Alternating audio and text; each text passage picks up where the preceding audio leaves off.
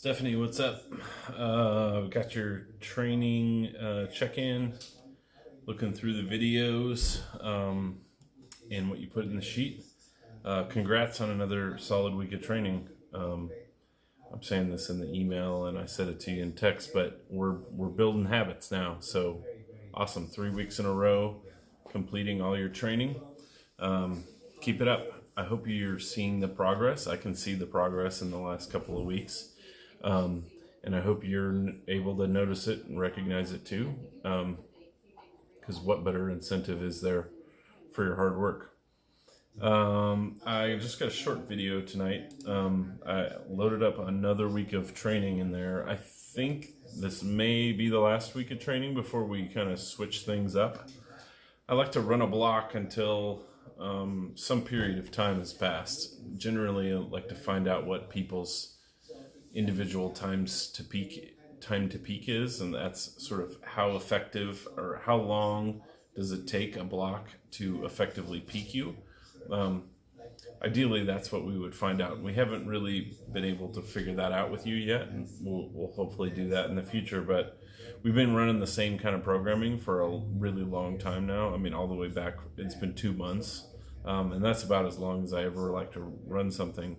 Granted, you didn't complete all of your training through that time. There's a bunch of incomplete weeks, and which is why we've run it for this long. But that said, it starts to lose its effectiveness at some point, and sometimes people get bored, and so they're not as vigorous or vivacious with their training because of that. Anyway, so we're gonna go this week and maybe 1 week more, and then we'll kind of switch course and try some new exercises out. Anyway, I got another block loaded up. I'd love to see you add some weight to the barefoot front squats this week, even if it's just 5 pounds total. If you can do them at 45 pounds, you can do them at 50. So consider doing that. And you can totally put your hands on the bar too. I don't need you to really do the zombie front squat. I like that just because it sort of forces you to not do this. But you can put your hands on the bar a little bit if you're really afraid of dropping the bar. But really focus on the vertical torso and bracing well. Let's see. No, I left the 3 count pause squats the same way. So you can try to add some reps. Last week it was 3s, or this week that just finished, you did 3 sets of 4. Let's try to see if we can get, some sets of 5 or maybe even a set of 6 in there. 2 count pause. Let's see. I left that the same as well. See if we can get up to 2 sets of 6 on the 80, and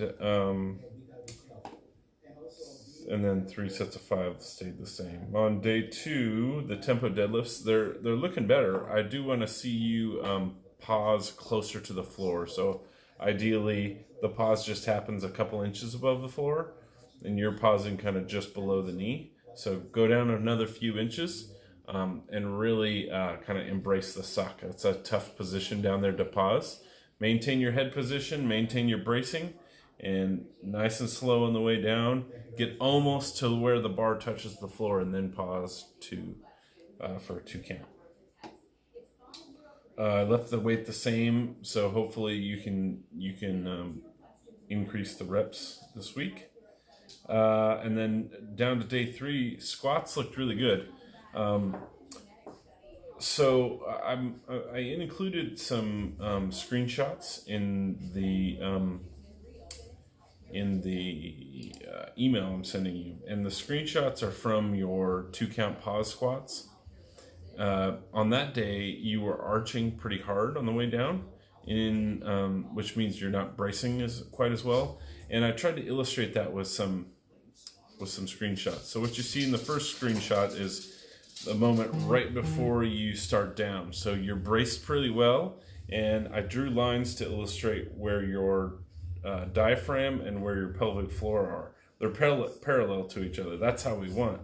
But then as you start into the squat, you bend over, but you also arch the back, thereby kind of opening the scissor. So if we think about a scissor opening and closing, you kind of move to that open scissor position. So in the second screenshot, you can see, yeah, you've started to squat down, so your back angle has bent over, and that's okay. That's going to happen as we squat, right? But the lines aren't parallel anymore. They've moved like this. So even though your back angle has changed, instead of the back angle changing and the lines staying parallel, you've opened them up. And if you watch that video back, you'll see yourself right as you start the squat, you arch your back. You push your butt back and you arch.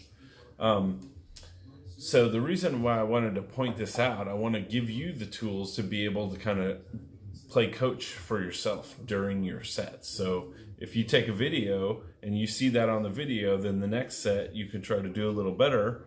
Again, it's all about trying to brace into the obliques.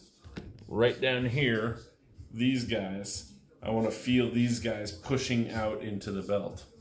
So you can take a video, you see that hard arch happening at the start of the squat, and you can try to correct it in the next set, and then watch the video as soon as you're done with that set and see if you did any better.